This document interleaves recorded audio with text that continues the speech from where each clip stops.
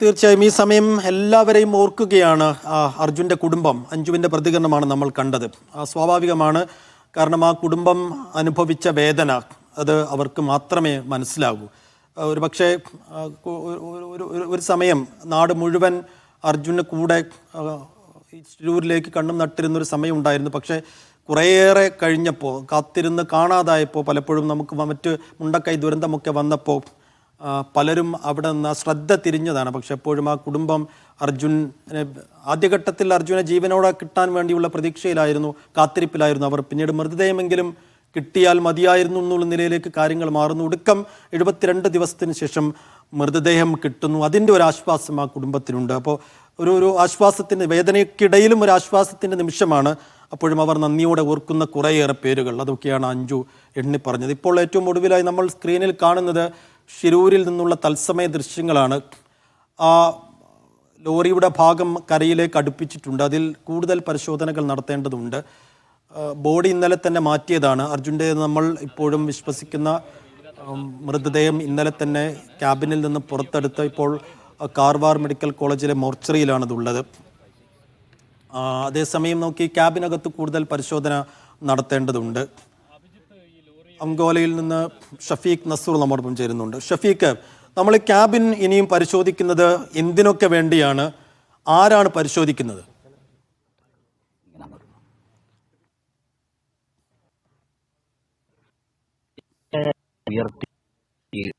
Lorry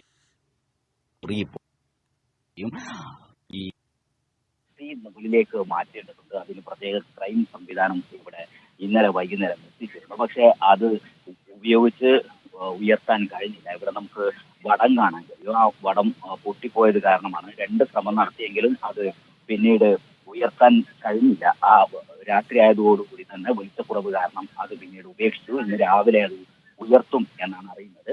ഇതിന്റെ ഭാഗത്ത് നിന്നാണ് ശരീരഭാഗം, അതിന്റെ ക്യാബിന്റെ ഭാഗത്ത് ശരീരഭാഗം കിട്ടിയിരുന്നു. ഇനി ശരീരഭാഗങ്ങൾ ഉണ്ടോ എന്നടക്കമുള്ള കാര്യങ്ങൾ പരിശോധിക്കേണ്ടതുണ്ട്. ഇപ്പോൾ അധികൃതരുടെ ആരും തന്നെ ഇപ്പോൾ അവിടെ എത്തിയിട്ടില്ല. ഈ പരിശോധനയ്ക്ക് കുറച്ച് സമയത്തിന് ശേഷം അവരെത്തും എന്നാണ് പ്രതീക്ഷിക്കുന്നത്. ഇപ്പോൾ ശരീരഭാഗം ഉള്ളത് കാർവാർ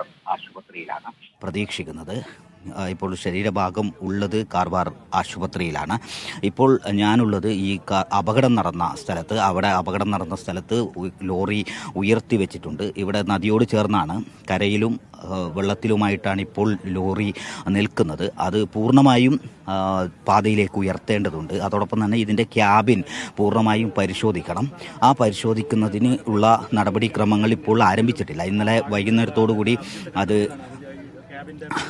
ആ ഭാഗം അർജുന്റെ ഷർട്ടാണത്. ഒപ്പം തന്നെ അർജുൻ ഇവിടെ ലോറിയിൽ ഉറങ്ങാൻ ഉപയോഗിക്കുന്ന വിരിപ്പടക്കമുള്ള കാര്യങ്ങളുണ്ട്. ഇതെല്ലാം അഭിജിത്ത് ചൂണ്ടിക്കാണിച്ചുകൊണ്ട് പറയുകയായിരുന്നു. അപ്പോഴാണ് നമ്മൾ അഭിജിത്തിന്റെ അടുത്തേക്ക് വന്നത്. അഭിജിത്താണ്. ഷഫീഖ്, കേൾക്കാമോ? വിളിച്ച് പറയുകയായിരുന്നു, ഇത് ചേട്ടന്റെ വിരിപ്പാണ്. ഷഫീഖ്, നിരവധി ചോദ്യങ്ങൾക്ക് ഇപ്പോഴും നമുക്ക് ഉത്തരം കണ്ടെത്തേണ്ടതുണ്ട്. അതിനെങ്ങനെ ഉത്തരം കിട്ടുമെന്ന് നമുക്കറിയില്ല. കാരണം ഈ അപകടം ഉണ്ടായിക്കഴിഞ്ഞതിന് ശേഷവും 3-4 മണിക്കൂർ അതിനകത്ത് GPS ഓണായിരുന്നു, മൊബൈൽ റിംഗ് വന്നിരുന്നു എന്നൊക്കെയുള്ള വിഷയങ്ങളുണ്ടായിരുന്നു. അത് പലപ്പോഴും വിവാദമായതൊക്കെ നമ്മൾ കണ്ടതാണ്. ആ നിലക്ക് ഈ ദുരന്തമുണ്ടായി എത്ര സമയം കൊണ്ട് അർജുൻ മരിച്ചിട്ടുണ്ട്? എന്തായിരുന്നു അതിനുള്ളിലേക്ക് ഈ മണ്ണ് അടിഞ്ഞുകൂടിയത് കൊണ്ടാണോ മരണം ഉണ്ടായത്?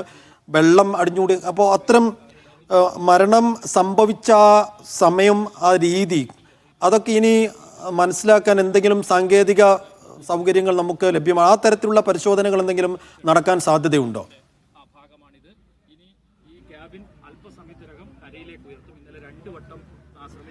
സൈഫുദ്ദീൻ, ഇപ്പോൾ നമ്മൾ അർജുൻ്റെ സഹോദരൻ അഭിജിത്ത് നമ്മളോടൊപ്പം ഉണ്ട്. അഭിജിത്ത്, ഈ ലോറി ഒന്ന് പരിശോധിക്കുകയാണ്.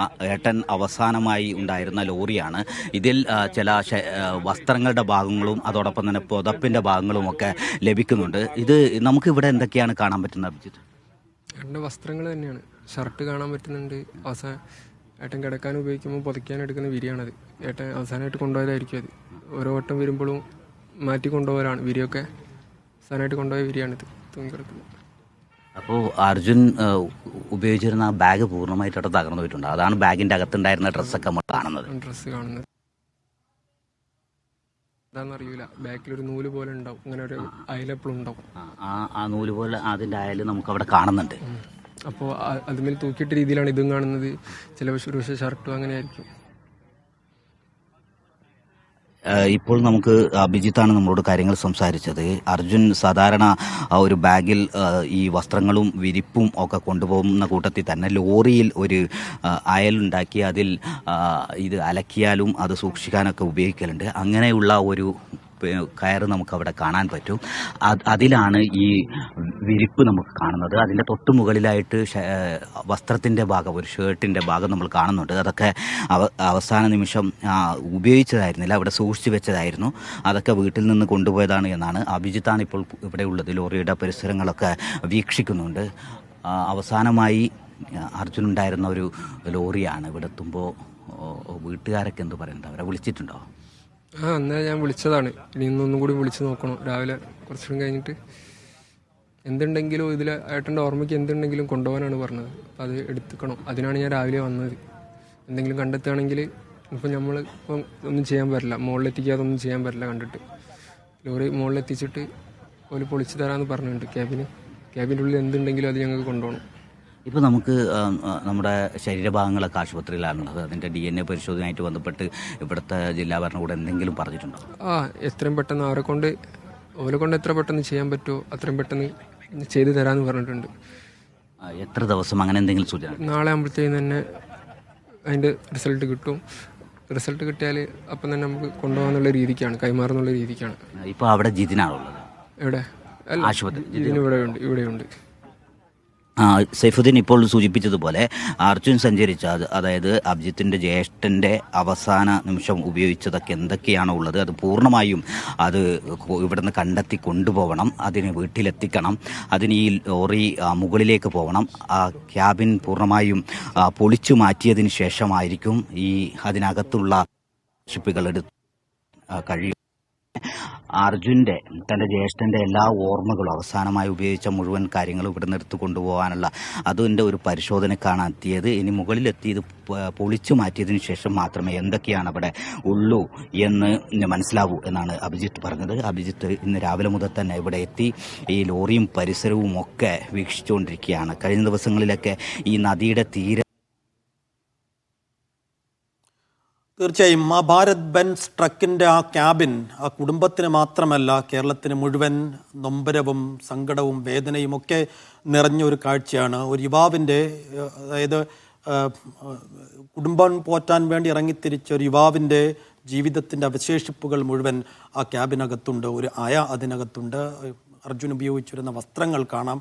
അപ്പോൾ സ്വാഭാവികമായും വൈകാരികമായി വലിയ വേദന ഉണ്ടാക്കുന്ന കാഴ്ച തന്നെയാണ്. ക്യാബിനകത്ത് അർജുൻ ഉപയോഗിച്ചിരുന്ന വസ്ത്രങ്ങളും മറ്റു സംഗതികളുമൊക്കെ കുടുംബത്തോട് എടുക്കാൻ നേരത്തെ അധികൃതർ ആവശ്യപ്പെട്ടതുമാണ്. അതൊക്കെ എടുത്തു കഴിഞ്ഞതിന് ശേഷം, അല്പസമയം കഴിഞ്ഞതിന് ശേഷമായിരിക്കും ക്യാബിനകത്ത് കൂടുതൽ പരിശോധന നടത്തുകയും ചെയ്യുക.